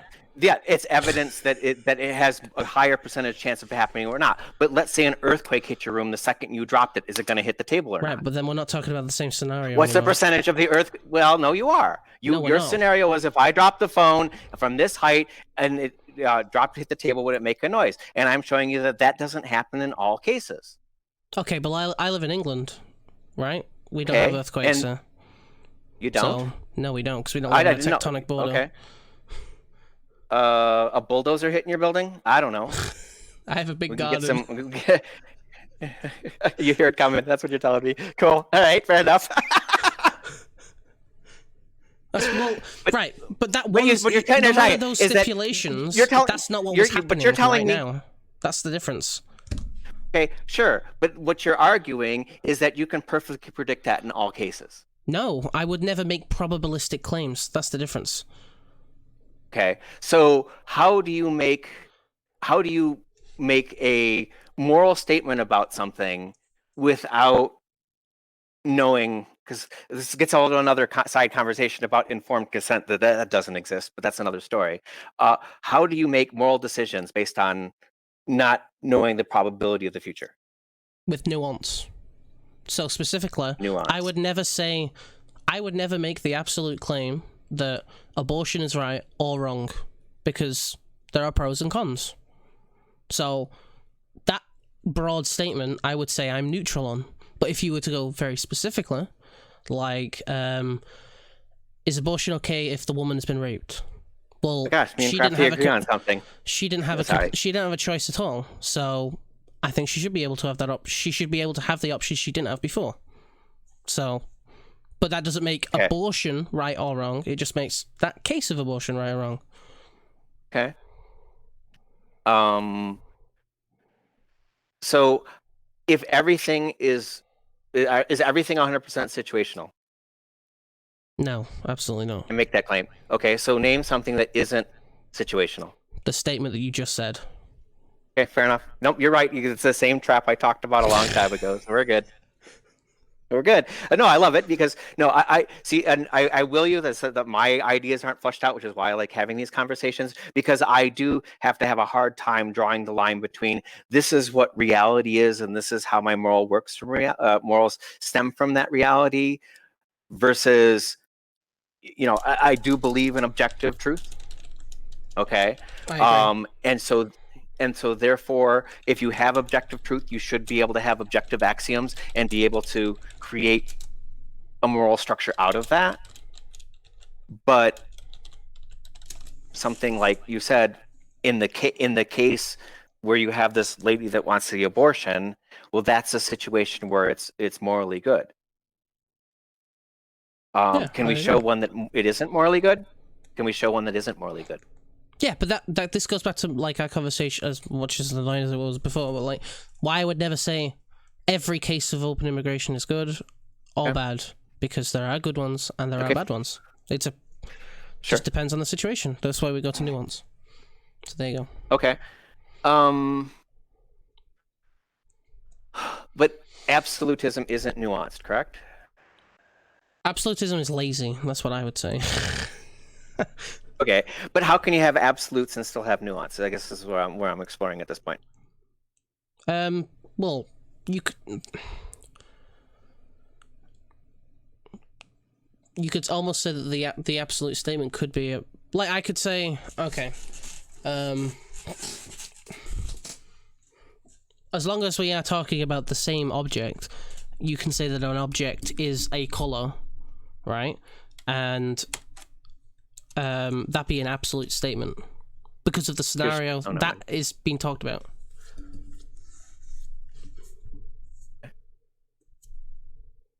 So are you, in the case with the abortion, are you relying on some higher absolute principle in order to make your decision between why it works in this specific case?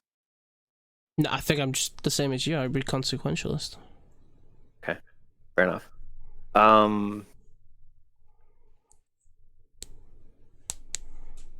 Okay. And like I said, I think that's the tough part with the consequentialism is that maybe that's why I brought probability into the mix, is because in many cases, again, maybe we can. I don't know if I want to go down this rabbit hole because it's another one. The whole idea that informed consent doesn't truly exist. I right? actually haven't It's like- explored anything to do with that yet. Okay, fair enough. To, But yeah. the basic idea behind it is that if informed consent is knowing the outcomes of what's going to happen, how is that possible if the world is unpredictable? I would argue that that's not the definition of informed consent. Fair enough. No, I'm not saying that. I said if the definition, so I'm fine with. I would agree with your conclusion if that's what that was. Yeah. Right. Yeah. And so I guess that's kind of where I was trying to pull in this idea behind with the morality or the probability and the morality of the statements is it's like the idea on why sex before marriage was bad before contraception is because in many cases it led to harm. Or in most cases, many. I'm not sure how I can qualify that well. It led to societal harm. And therefore, it was better for the society as a whole to adopt that principle.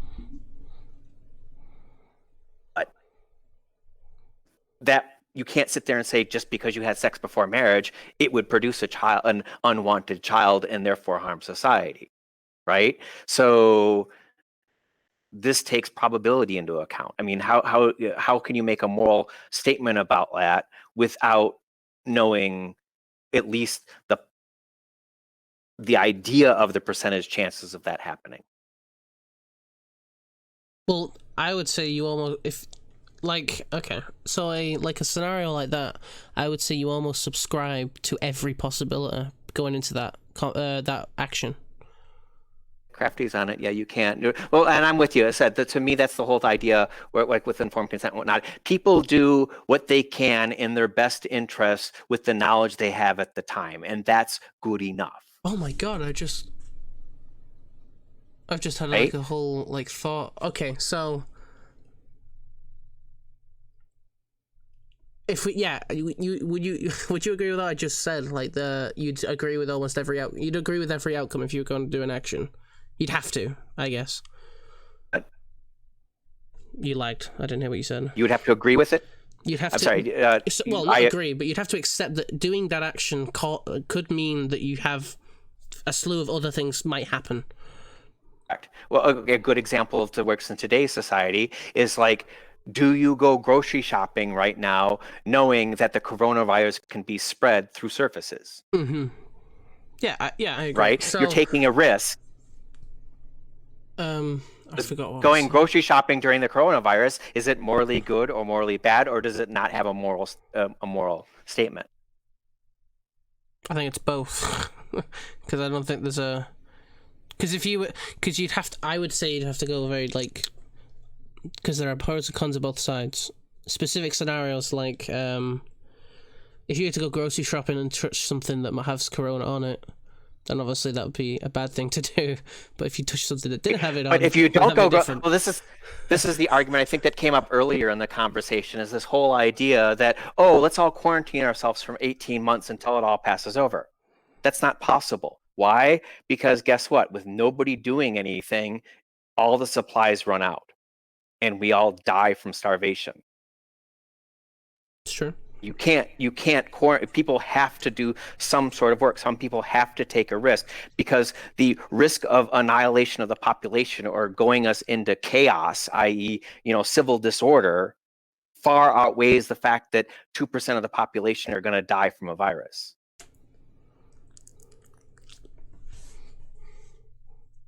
Yeah. Do you think is going to cause more harm, civil disorder or a 2% death rate from a virus? Yeah, we agree on this. I said that. We said this earlier. Like, people are going a bit insane. Right. Well, that's fine. So that's where it's difficult, because again, it's like, oh no, quarantine. It's like, yes, but that doesn't mean, as I said, when I run out of food, I gotta go get some more. That's if I'm gonna die from that, then I'm gonna die from that. But I'm gonna die from starvation otherwise. It's like I have the moral choices to go grocery shopping. Yeah. So, but we're both determinists, so that's kind of, I mean, is determinist the right word? Consequentialists. We're both consequentialists, so that's fine. And I do agree that consequentialists can be formed from absolute truths that are given to us from what I'll call reality or the world or the universe. Wait, So, say that again. okay, consequentialists can, Yep. it can be derived from absolute truth learned off the universe, or the world. The world's a bad term. The universe, the existence. So do you agree with like an objective morality? For sure. I don't think physics changes. I don't think physics changes, right? In other words, like I said, look at the objective morality. If I go to the store, I may get coronavirus because the disease can spread through multiple types of transmissions. If I don't go to the store, I will die of starvation. Right, but Reality. that's the problem is what you value, right? Everyone values different things. That's what makes it subjective. Okay, you're right, and I value my life over not having my life. So, okay, that's fair. And there are some people that don't value their life over someone else. So, yeah. For someone else, but over themselves? And I would agree, actually, that's true. No, I agree that that's true, too. There are people out there that don't value their own lives, and that's interesting. That's where the difference, I think that's where objective morality falls, is just as stupid as we all are, because people are all fucking different in how they value things. I think that's what ultimately makes it subjective. I'm with you on that. Right? Okay, do you remember the discussion that was between, who was the neurosurgeologist guy that got a lot of... he debated Kermit the Frog. Damn it, this has been a while. It's been a while. It's like he's kind of fallen off the radar, but he was basically a neurobiologist that believed in determinism because he saw that in brain chemistry that people did action. Harris. Sam Harris, that's right. I kept thinking Sam Cedar, so that's why it was mixing up in my head. He had a debate like this with the Kermit the Frog guy, the guy who spoke out against Canada's JF, not JF, JP, yeah, Jordan Peterson, right. So in one of their debates, they were discussing absolute morality, and Sam was trying to pin him down, like, isn't there something we can all agree on, like well-being or happiness or lack of suffering? And Peterson wouldn't let him nail it down on that. I honestly, I think that was... I don't like either of those people. I haven't watched that debate, but I probably should do. Fair enough. I don't like either of those people. But fair enough.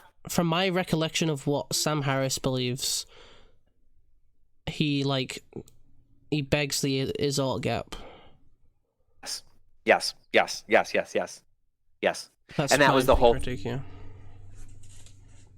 Right. And how Sam was trying to bridge it was to get him to say, okay, so if things are the moral landscape, if we have an absolute, right, what's absolute?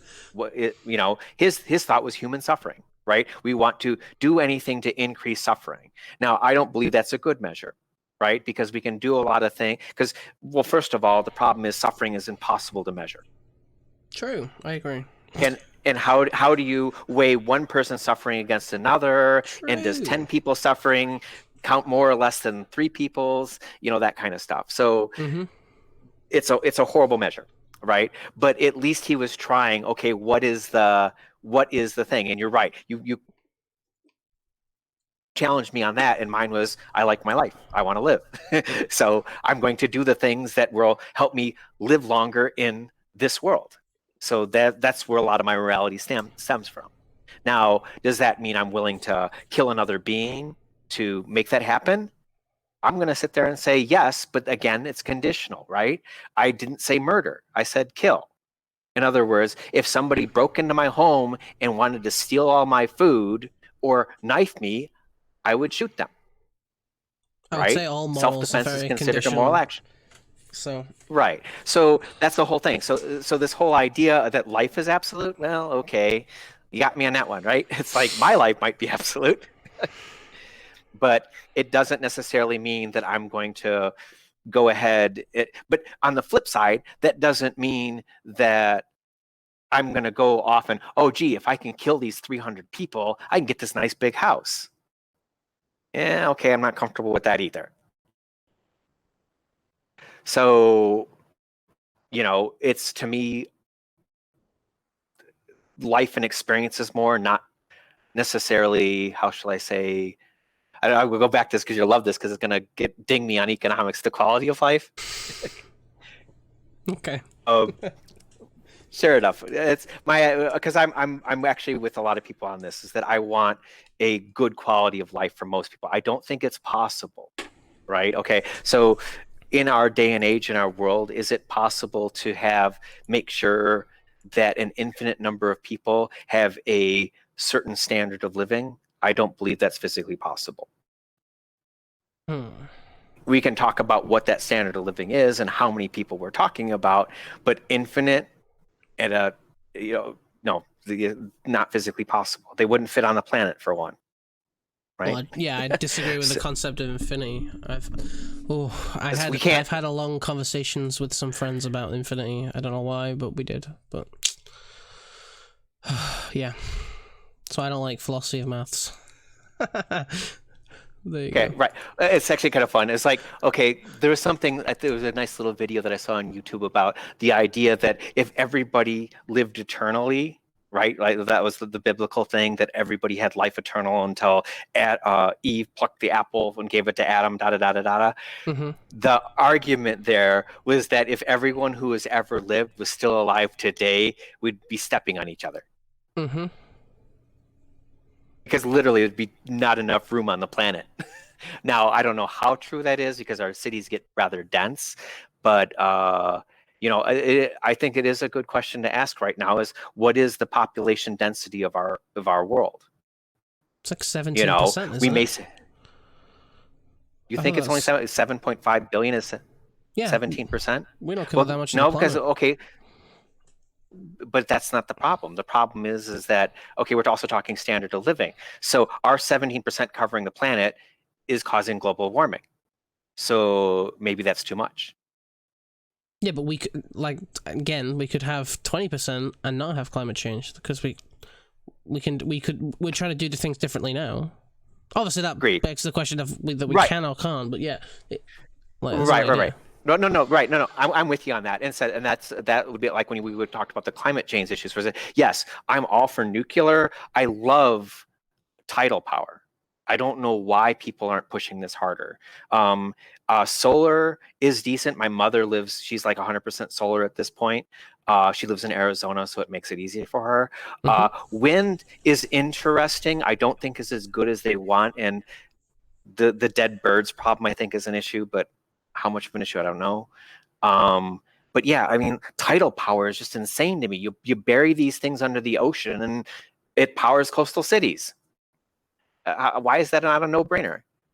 I mean, I think they're talking about like the ecosystems, like the whole wind power, that fish have an issue with that.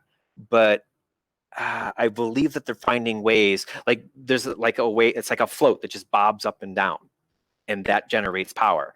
I could see if a fish tries to swim up there, they might get hurt. I don't know the ecological damage of something like that, but it does seem lower than a lot of these other responses. I mean, maybe if a huge school of fish just flew right in it one day, maybe that would screw things up, but 50 billion people on Earth with medieval technology. Yeah, but quality of life, we just spoke about. I don't think you could get 50 billion people with medieval technology because there wouldn't be enough food. Right? I mean, so that's the whole point here. That's what his technological argument, which is what I agree with, is that the technology has to match. I'm with you. I don't believe that the Earth necessarily has a population cap, assuming technology. I mean, because when you assume technology, you can assume, oh, we build spaceships and colonize other planets. Now all of a sudden, the universe is our limit, right? So technology does throw, but yeah, I mean, I with you. The carbon footprint in medieval is definitely like probably less than zero. Is it negative at that point, or is it just slightly positive? But I don't think the technology would exist to be able to feed and shelter and clothe people of that magnitude at that time. So okay, so I said and the fun part that I like about this stuff is what I find is that most people don't really disagree on it. Most people want everybody to live happy and fruitful lives. The biggest disagreement I think most people have is how to go about doing it. Yeah. Right? I would almost say borders. Those underlying, like everyone agreeing on most things is, well, how we even start to have a conversation, right? Because if I almost say, if we're going to try to have a conversation about climate change, and I'm like, well, I don't really care about living, it's like, oh. I'm totally with you. Well, yeah, exactly. No, actually, it's funny because like I called up my mother again. She's the one in Arizona and whatnot. She's 77. She has major issues internal and whatnot. And I'm like, what are you doing? And she's like, oh, I'm just doing everything. Are you going out? She was just like, yeah, you know what? If I'm going to die, I'm going to die. Because she's been through it. Well, no, I know, but it's like in some ways it's good. Like my grandmother, her mother was actually one of my heroes with that. She died through starvation in her own home. And that, to me, that's like she went out on her own terms. You know what I'm saying? She's just like, all right, I'm done. I'm good. I'm happy. So I like that approach because again, it's a woman who lived her life on her own terms. Even up till death. And my mom is now, okay, well, I am staying in. I'm not inviting, like, oh, well, hey, if you're staying in, how about I come over? I'm working from home. I can work from home from your place. No, we're not having anybody over. Like, all right, whatever. So much for that. But anyway, but yeah, it's like, no, I'm with you. There's definitely, as you get older, certain things, oh, I don't care about the future because I'm not in it, and yeah, that sucks. That sucks. So yeah, again, that's I don't know, anything else? We've covered a pretty wide gamut at this point. I've got like 15 minutes till I've got to go, so. Okay.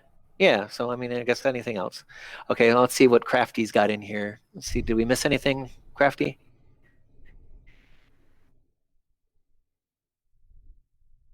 You're still subject to the terms of entropy. Transhumanism, sure. Go Google it. Muscle aches can be resolved.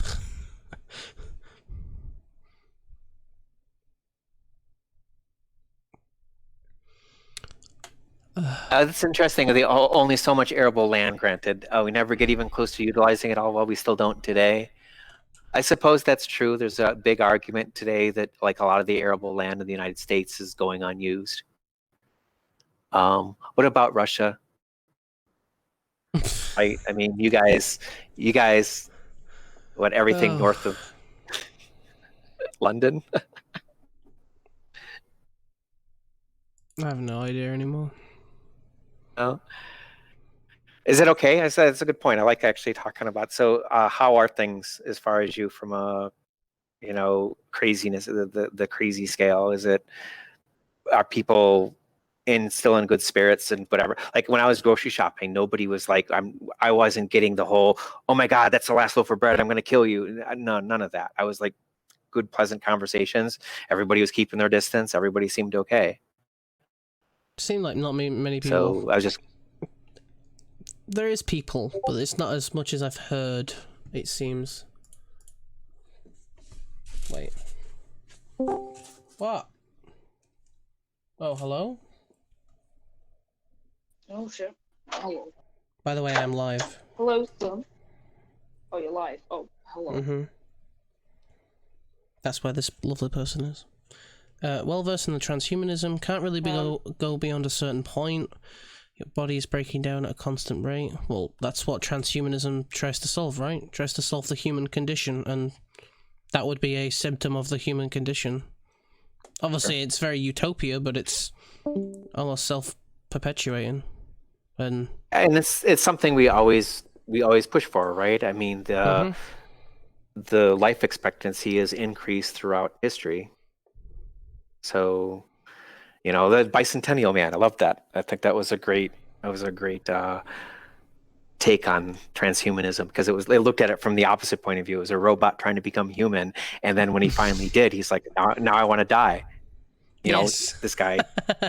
I actually try and be as robot as possible when talking about things because of that sort of argument. Because it's weird to say, because it does. You laughed, like, it's a weird thing to say. I try and be as robot as possible, but it seems like the only effective way of being able to go through most things without, you know. I feel like this should be the case. I'm like, Thank you for the follow, Ali Cat. No, for sure. We actually said I think we get along pretty well. So I mean, the sense of that, you know, we made certain ideas we clash on for sure, but it's just more of the whole. The approach is the same. As I said, I've tried to explain this too. I am very much. I want to go with the argument and the reason and the logic behind something. I'm not looking to take a side and be like, oh, well, this is bad just because I feel it's bad. It's like, no. It needs to fit in a consistent world model for me. Like I always say that I'm not an ideologue. I'm not like trying to match to a position. Exactly. No, reality. Yeah, reality trumps position. And, you know, people can argue that, no, you have to dream it before you can actualize it, and therefore you have to be an idealistic. But I don't know, I feel like I have to ground people in reality all the time. It's like, well, that's not going to work because of this. You know, and it's like, no, I want you to keep trying. I want you to, but, you know, did you think of this? Did you think of this? Did you think of this? You know, that kind of stuff. Because that's the only way. Yeah. I know, I'm familiar with you. Thank you, Crafty, for the follow. Oh, I don't like David Hume. Well, I try reading the critique. There you go. I don't like Hume. That's the whole point. I was gonna have fun with the set. I think it's great. I'm gonna have fun with the REM stuff because REM is interesting.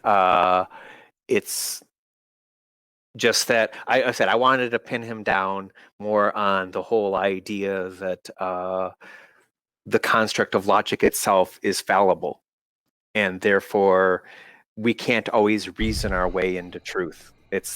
And it's a tough nut to swallow. Or is that the right term? I don't think that's the right term. Tough nut to swallow doesn't sound right. Yeah, I favor Rem's position there. So if you don't get hold of Rem, I've tried talking to him a few times, but no answer. But yeah. Well, he'd have a tough time with you because you guys agree with everything. It's like that's the problem. He wants the opposition. But the good part, though, is that you seemed well versed in it. Maybe somebody that you could go with right now. Let's see if I can find out who she is. She's been on a lot of the podcasts before. It's too late. My brain's not working. It's not. They don't go on the roundtables, do they? Yeah, for sure. But they do. Is it the Cynthia? Yeah, the Cynthia, yes. I'm a mod in their chat. We speak very often, and fair enough. We actually can't have a conversation about anything else at the moment because, yeah. Okay, you guys have opposite positions. That's the reason why I'm bringing it up. I mean, not all completely opposite, but where I'm coming from is our politics is very aligned. Our philosophy is not very aligned at all. Like exactly. But that's where we that's where we got our friendship. We've known each other for like. Yeah, to me, I think we're the exact opposite, where our philosophy aligns, but our politics misalign. Yeah, it's me and Rem, actually. He's, like, very socialist. I'm not at all a socialist.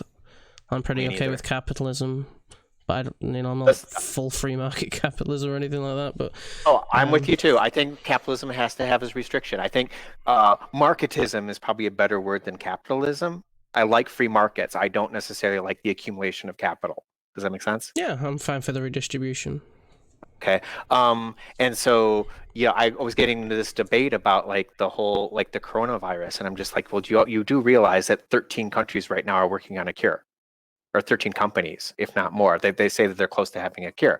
Oh no, capitalism will never solve the coronavirus. It's like, no, actually it's doing an incredibly good job at doing it right now. It did the rest. It's done all the other all the other vaccines, and the idea of a Oh. vaccine, I think, was a capitalist idea. Yeah. Like, I don't know. I hate anti-capitalists. It actually is one of my pet peeves. Is people like that. There's no good in it. It's inherently evil. I'm like, it has some good. It's not all good. It has some good. But you don't have to be fully against it. And I don't think socialism works either. So I don't see that counter argument either. So I think socialism is a nice feel good idea, but the problem is that there's no mechanism for motivation, and that's what makes it fail, in my opinion. It just kind of sustains itself. There's no, it doesn't even. It allows people to each according to their ability to those. Yes, I know the quote you're saying. Yeah, I know that quote. I know what you mean. Yeah. Okay, here's the problem. Ability is limited, need is unlimited. It doesn't work. It can't balance out. It will never work. Oh, no, that's not how... No, it's exactly what it means. It's like, you don't get it. It's like, you're basically, I want to play video games, and I want to be a streamer all my life, and I want to, who's going to be the garbage man? It's just like, to automate that shit away. It's like, okay, so here's the reality. I'm with communism. If it gets to the point where we're in a post-scarcity world and we don't need to work, bring on communism. I'm all for it. You see my point? Mm-hmm. It's like, if you think that capitalism is just a means to an end, then historically that will probably be true. How it's going to end, we don't know. But I can believe that is actually true, but I think that that's not saying much, because everything is a means to an end, because, existence, so anyway, all right, it's time for you to go, I guess. I kept you up late enough, right? What time is it over there? It's 7:38 a.m., but I woke up at 11 p.m., so I've got a whole day to go. Yeah, got to do some stuff. Do you get to work from home, or are you having to... I'm going to be a uni student soon, so I'm not working or anything. Okay. I have it pretty sweet. Awesome. That's why I stream. I try and stream, but I don't have the motivation sometimes. But I had the feeling I should go. You'll probably run into REM, where it's like coursework may actually interfere with your stream time, which is good. Don't get me wrong. Like the other thing with Cynthia, I've been getting her to understand, what she's done is keep your textbooks of the classes that you like, because you'll never get that back, right? I'm the one that gets her textbooks. Oh, okay. I get her PDFs, that's great. So, yeah. Fair enough.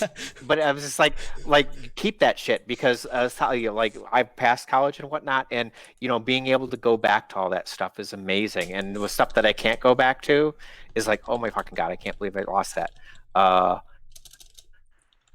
If you're into math and reason, one thing, a good book I had in college that I think is great is Gödel, Escher, Bach. You've heard of that? No, never. The Gödel one.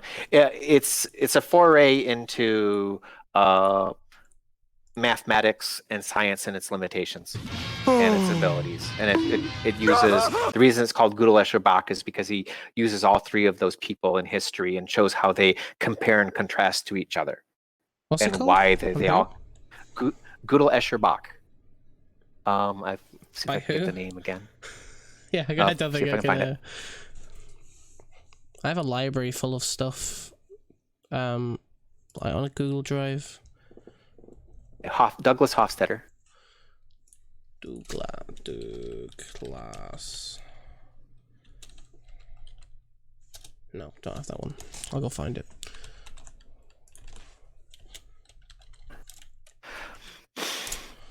It's a bit of a math read, but it seems like that's okay with you. I used to love maths until I got into philosophy, unfortunately. This has a mixture of both. That's why I thought you'd appreciate it. I got put in for extra maths at school, so... Me too. I think I have like 4 or 5 I was the grades guy in everybody it. cheated off of. Yeah! I was the guy everybody... feel. Yeah. All right, I'm gonna take off. Hey, take care. Make it easy. Yeah, I said Thanks for I'm the usually chat. around Cynthia. I'm usually around with Cynthia's chat, where I was going to have the informed consent debate with him but we haven't quite lined that up. Because I'm curious to see what people mean by informed consent if they don't mean that you know what the outcomes are going to be, because that seems to be how it's used by most people when they talk about it. But all right, take it, just like he said, take it easy, dude. Thanks for streaming. Thank you very much for coming to chat. Yeah. Right. See you later. Have a good day.